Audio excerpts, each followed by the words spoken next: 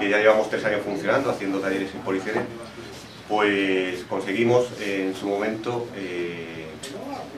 ser autogestionarios y ser autofinanciados. Quiero decir, es un colectivo que no tiene subvenciones de ningún tipo y que todo se gestiona por nosotros mismos y por la gente que hay en una fila cero, que todos los años aporta una pequeña cantidad de dinero para que esto siga funcionando.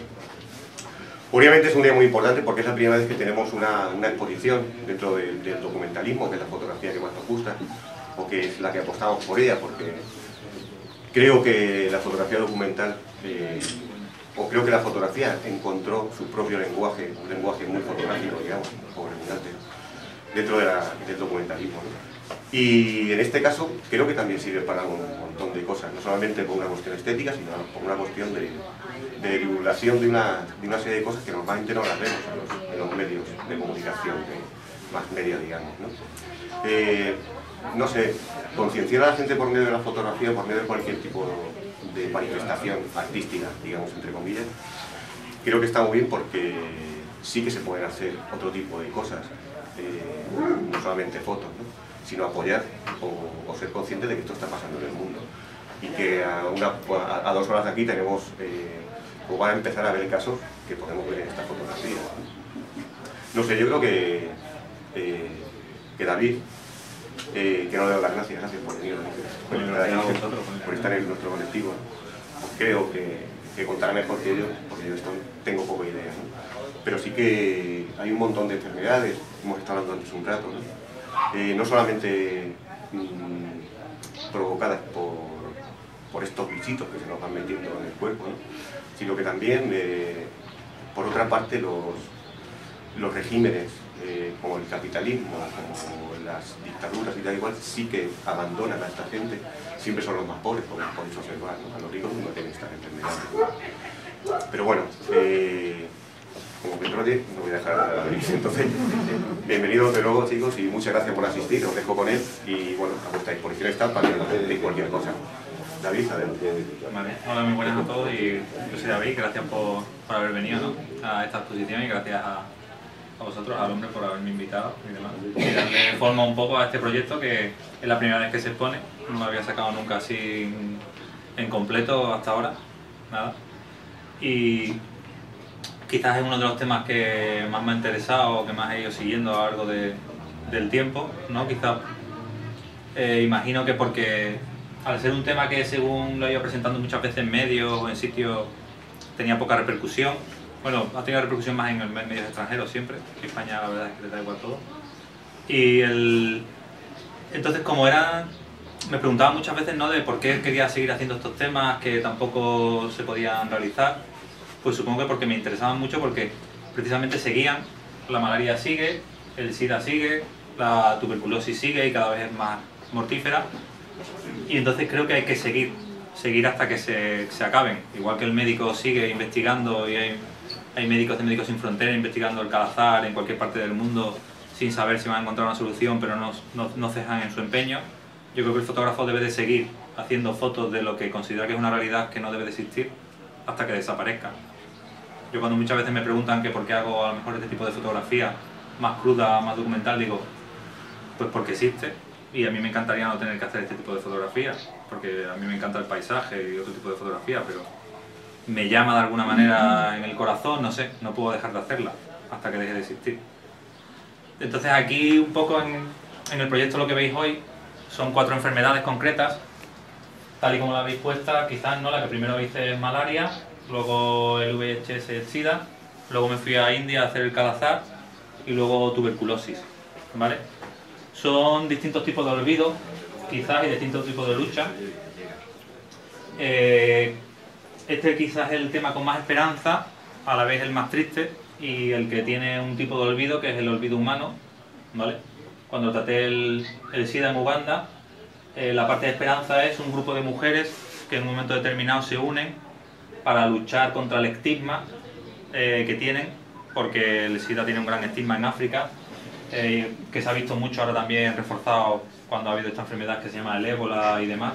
Les ha pasado lo mismo un poco, ¿no? Esas personas que tienen el ébola han sido apartadas de las comunidades y demás, incluso aunque se hayan curado, luego ha sido muy difícil que que vuelvan. Pues con el SIDA pasa lo mismo. Una persona cuando sabían que era SIDA, en los años 90 empieza a morir tanta gente que casi la mitad de la población desaparece de Uganda y entonces, claro, todo el mundo tiene miedo a infectarse y ocurre una cosa, es que todo el mundo es apartado, nadie quiere ese tipo de contacto con nadie y quedan unas personas olvidadas que son los hijos de esos padres y madres que han muerto, ¿no? Entonces estas mujeres lo que hacen es unos libros que se llaman libros de la memoria para que no se olviden ni esos hijos de que tuvieron familia ni que se olvide el mundo de que existen esos niños, ¿vale? De alguna manera. Entonces es importante recordar, ¿no?, que una enfermedad quizás no solamente te mata a ti, sino que a lo mejor mata a una generación entera o tú puedes matar a un núcleo familiar, ¿vale? Y a lo largo del tiempo te mantiene ahí. La parte, ¿no?, de esperanza quizás es esa unidad en comunidades, de alguna manera. La parte mala es que es muy débil. Actualmente, por ejemplo, Nacuela está un poco disgregada, aunque hay otro cúmulo de personas que se intentan unir y tal.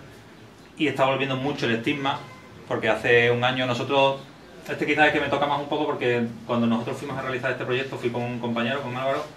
Después de esto estamos ahora un poco realizando un orfanato, en una parte con una organización que se llama ANUA, a la que yo pertenezco, y como fotógrafo, o sea, la usamos un poco como fotografía y como ONG, en el que una de las personas que había sido niña soldado y que pertenecía a este grupo, la antigua presidenta de Nacuela, ha montado otra organización y está un poco pues, recogiendo a esos huérfanos y demás para darle estudios y tal. A mí lo que me da un poco pena es eso, que Nacuela, la otra organización, se está un poco disgregando, que me comentan que el tema de los retrovirales y demás, hay gente que los está siguiendo, gente que no tiene dinero. De hecho, habéis visto a lo mejor noticias en algún momento de cómo hay farmacéuticas que están empezando a especular mucho con los tratamientos y demás, porque como empieza a dar negocio, cada vez los encarecen más, por lo que volvemos a lo mismo.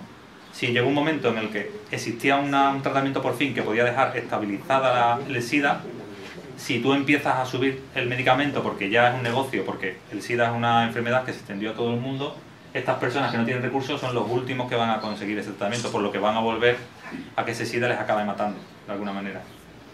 Entonces pensamos que el SIDA es como una enfermedad ya del pasado, pero está más presente que nunca y se habla de que desgraciadamente es posible que empiece a más. Porque hay una cosa que no tenemos que olvidar es que la enfermedad no es solo una, sino cepas del SIDA existen miles. Y entonces a lo mejor conocemos 3, pero hay 50 virulentas que todavía no conocemos y que pueden en cualquier momento repercutir otra vez. En la malaria, lo que quizás nos encontramos es la enfermedad más mediática, ¿no?, la que más podemos conocer en algún momento y demás, de la que siempre se habla, que hay mucha financiación, muchos fondos de inversión por organizaciones como la de Bill Gates y demás, pero la realidad es que es una enfermedad que no se erradica, nunca se erradica. No sé por qué, pero ¿por qué? Pues porque hemos conseguido erradicarla en la zona de Europa y demás, consiguiendo mejor infraestructura, mejor sanidad, el agua más limpia, por eso este tipo de fotos así que tiene relación con el agua, porque la mayor infección es en los pozos, cuando vas a coger agua, cuando vas a estar, si tienes desnutrición, todo ese tipo de cosas repercuten muchísimo en que tú tengas una enfermedad como la malaria. ¿Y qué ocurre en África? En África se dan casos de muchísimas guerras civiles, lo que genera muchísimo desplazamiento humano y lo que repercute en, de nuevo, mayor suciedad, mayor problemas de limpieza, de higiene, mayor foco de infección de mosquitos y sobre todo que una vez que tú tienes una plaga de mosquitos, porque los mosquitos, que es una cosa que viven un poco en colmenas, igual que si fuera una abeja, no de esa manera colectiva, pero sí van como todos a núcleos de población. Entonces, claro, una vez que generas bolsas de mosquitos en una zona y tú te infectas de malaria, ese mosquito vuelve a chuparte a ti la sangre, enseguida te lo va a infectar a ti, te lo va a infectar a ti, y va a ser muy fácil que de una población de 10.000, 5.000 acaben con malaria en un momento. El tratamiento es muy problemático, porque aunque existe un tratamiento para ciertos tipos de malaria, hay otra que es la cerebral, que no tiene apenas tratamiento, es muy difícil. Y la malaria ocurre una cosa y es que una vez que la sueles tener, la acabas teniendo mucho a lo largo del mosquito, se te queda ya el virus de alguna manera y la acabas teniendo a lo largo del tiempo. Por lo que te deja mermado, a veces tienes menos fuerza, a veces tienes más problemas. En unos países en los que una persona con 16 años ya es mano de obra totalmente porque es necesario, si la mitad de la población ya no puede trabajar, ese país no va a poder evolucionar a más, ni va a poder llegar a nada. Esa familia, que a lo mejor vive del padre y de los dos hijos, si uno de los hijos de pronto con 16 años ya está enfermo de malaria y acaba teniendo otros problemas, ya no va a poder trabajar, además va a haber que mantenerlo, por lo que va a repercutir también de nuevo sobre esa comunidad, de alguna manera. Y además aquí, lo que me encuentro cuando hice en Tanzania, me parecía interesante porque es donde está el Ifakara Health Institute, que es uno de los centros punteros en investigación junto con la vacuna que se está investigando en Mozambique, y es uno de los mayores exportadores de mosquiteras, ¿vale? Están intentando luchar realmente, pero estas fotos que podéis ver aquí están hechas en un campo de refugiados, ¿vale? De ruandeses y congoleños. Este campo no, pero otro, que tengo fotos, en un año iba a desaparecer, porque tenían que ser repatriados y demás, y se perdía un hospital que había costado miles de millones en hacer, en construir, iba a desaparecer porque el gobierno de Tanzania no se podía quedar con él por mantener esa infraestructura, y alrededor pues de más de 100 kilómetros a la redonda, pues a lo mejor una población de casi 50 millones de personas se quedaban sin asistencia sanitaria. Entonces volvemos al olvido ya no solo de la malaria, sino de cualquier cosa que haya. Una persona que tenga que tener una luz, una persona que tenga edad, no va a tener ningún tipo de asistencia posible sanitaria. ¿Saben? O sea, cuando es sobre las enfermedades, aquí están concretadas en la enfermedad, pero es sobre todo lo que es el sistema sanitario y cómo repercute. O sea, imaginaros que mañana nos quedamos sin ningún tipo de sistema sanitario o tuviéramos que desplazarnos a Madrid desde aquí de Ciudad Real para tener un sistema sanitario. Sería una locura para cualquier cosa. Pues eso es lo que ocurre en África. Ese tipo de desplazamientos es lo que tienen que hacer a veces para tener sistema sanitario. El siguiente tema es del calazar. Me parecía interesante porque es una enfermedad que no conocía absolutamente, y luego cuando un poco supe el nombre, ¿no? Calazar es fiebre negra en indio. El nombre del calazar es leishmaniosis. Esta enfermedad la conocemos en cuanto decimos leishmaniosis casi todo el mundo porque es una enfermedad de animales aquí en España. Pero existe una variante que es la visceral, que ataca a humanos, ¿vale?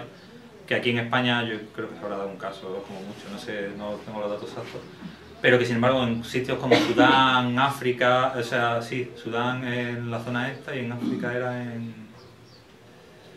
¿cómo se llama? En Eritrea también, y luego en India, por ejemplo, son muy virulentas y si no tienen ningún tipo de tratamiento muere seguro, ¿vale? Es una enfermedad que no a lo mejor te curas, no, o sea, es una muerte segura. Y solo existe un tratamiento, ahora mismo existía un tratamiento antiguo que te dejaba totalmente destrozado. Médicos Sin Fronteras investigando ha conseguido otro tratamiento, ¿vale? Es el único en el mundo, pero solamente funciona en India. ¿De acuerdo? ¿Por qué? Porque la temperatura a la que hay que mantener ese tratamiento lo hace inviable en zonas de alto calor, como son por ejemplo Sudán del Sur. Porque es una enfermedad ya no solamente olvidada, sino que es como un gran mal, ¿no? O sea, nadie le interesa, nadie se va a fijar. Es una enfermedad que aunque mueran, lo tenía los datos más o menos, creo que eran por aquí. Mira, se dan 250.000 a 300.000 casos al año. Eso realmente para una farmacéutica no es nada, no es dinero. Entonces, si una organización no investiga sobre ello, no le interesa. Y el problema es que cada uno de estos tratamientos es muy, muy caro. Puede alcanzar los $800, que estamos hablando de algo que cualquiera de ellos que están aquí en esta foto no lo va a ganar en 2 años, en 3 años. Sería imposible que se pudiera tratar. Son ese tipo de enfermedades, quizás es de las enfermedades como más exclusivas, más olvidadas en ese aspecto de que no le interesa absolutamente a nadie. Es un grupo muy pequeño de personas a la que le ocurre a nivel, para lo que estamos pensando siempre en macroeconomía y nivel, y entonces pues claro, si no tienen este hospital, ese centro ahí, es imposible tratarse. Problema, India, se podría hablar, o sea, es un país, pero es casi un continente, o sea, es más grande que Europa. Esto está en la otra punta, cercada de China. Aquí hay 2 sitios. O sea, estamos hablando de que en un país como Europa hay que desplazarse Europa entera para poder tener tratamiento del calazar. O sea, estamos hablando de una locura, realmente. Una persona que esté en la otra punta de India no se va a poder tratar jamás del calazar, va a morir seguro. ¿Sabes? Es necesario generar como alguna red, ¿no?, de ese tratamiento para que se expanda por India y demás. Lo interesante de India, esa lucha contra la patente, ¿no?, que tiene continuamente. Quizás es de los primeros países que levantó la voz porque se dio cuenta de que ya tenía un gran problema contra las grandes empresas, con el SIDA, contra tal, contra no sé qué, para decir, mira, haced lo que queráis, vamos a hacer lo que queramos nosotros. Porque a mí lo que me importa es mi gente y la población, que siga salvándose. Y el último tema, tuberculosis, que nos parece como una enfermedad normal. Podemos tratarnos de ella en cualquier sitio, es conocida en España, en cualquier parte del mundo. Pero vivimos hoy en día en un momento en el que tenemos tal cantidad de acceso nosotros a los medicamentos que nos los tomamos como si fueran chucherías. Y las chucherías se le pican los dientes, pues cuando los tratamientos los usan mal, acaba volviendo esa enfermedad más virulenta que nunca y se convierte en otro tipo de enfermedad. Y entonces hoy en día, esto que está aquí retratado es la tuberculosis multiresistente y resistente, que es la que causa más muertes en el mundo actualmente como enfermedad. ¿Por qué? Porque en este tipo de poblaciones, o incluso en otras, se deja del tratamiento al poco tiempo, o se te acaba el dinero para tener ese tratamiento, por lo que estás medio curado de esa enfermedad, o eso es lo que tú piensas, pero a los 2 meses te vuelve y ya no te vuelve esa cepa, te vuelve la multiresistente, ese tratamiento ya no te vale, el tratamiento que tienes que intentar es más caro, no lo vas a tener y vas a acabar muriendo. Ya no solo de esa enfermedad, sino de desnutrición, de cualquier otro tipo de enfermedad que te pueda entrar. Entonces, claro, esta a lo que habla es de, o sea, quizás sería como de, tenemos que tener cuidado porque en ciertas poblaciones hace falta que se traten y qué estamos haciendo con los medicamentos hoy en día. O sea, pensamos que tenemos acceso a todo y por eso nos vamos a curar, pero la salud es algo muy complicado, o sea, hay que tener mucho cuidado con ella, hay que mantenerse y seguir los tratamientos como han de ser. Aquí lo interesante era que también estuve con Médicos Sin Fronteras, habían conseguido algún tipo de medicamento contra la tuberculosis, no funcionaba siempre, es el problema, pero sobre todo lo que me gustaba era que lo que habían intentado es concienciar por fin a la comunidad para que este tema está realizado en Camboya, ¿vale? Entonces hay muchas personas que son todavía indígenas, viven en distintas comunidades, en mitad del bosque y demás. Pues entonces habían concienciado a esas comunidades de alguna manera que alguien local estuviera un poco concienciado de qué personas estaban enfermas de tuberculosis, hablarles de que si entre todos se cuidaban se podía curar y sobre todo así no se le pegaba al hijo, a tal, a no sé qué, porque es una enfermedad muy contagiosa, sobre todo la multiresistente es muy contagiosa, es la única vez que me he tenido que hacer pruebas luego para ver si tenía o no. Y Médicos Sin Fronteras de alguna manera les daba los tratamientos y ellos mismos se los distribuían. Y gracias a eso han conseguido descender o sea, Médicos Sin Fronteras cuando llegó había una tasa muy alta, creo que era el 70% de tuberculosis en Camboya, y han conseguido reducirla ya casi hasta el 40%, ¿vale? En tratamiento un poco eficaz. Por lo que es, o sea, yo creo que tratándose bien las enfermedades, dándole la atención que deben de tener y dando los medios, pueden ser curables. Y sobre todo, se toma conciencia. El problema de todas estas enfermedades es que si no generan dinero, no interesan a la investigación, no interesan a los gobiernos y no interesa a nadie. Estas quizás nos pueden coger un poco más lejos en el aspecto fotográfico, pero aquí sí hemos tenido hasta hace poco. El año pasado pudimos ver un poco el tema que había con la hepatitis y la lucha que tuvieron que tener las personas. Yo tengo varios amigos que tenían que tener esa lucha continuamente y el gobierno no quería pasarles el tratamiento. Y era tan fácil como tener ese tratamiento, por ejemplo en un caso concreto que tengo, y ya está curado de esa hepatitis. Y le decían continuamente que no se sabía, que no era fiable, que no era no sé qué. Y todo era por una cantidad de, ¿qué estábamos hablando? 10 millones. Era salvar 1000 personas. ¿Sabes? Al final todo es una cuestión de dinero. Y eso es lo que no puede ser. La vida yo creo que es otra cosa, no es una cuestión de dinero. ¿Sabes? Y bueno, un poco eso. Pues muchas gracias. Bueno, nos vemos.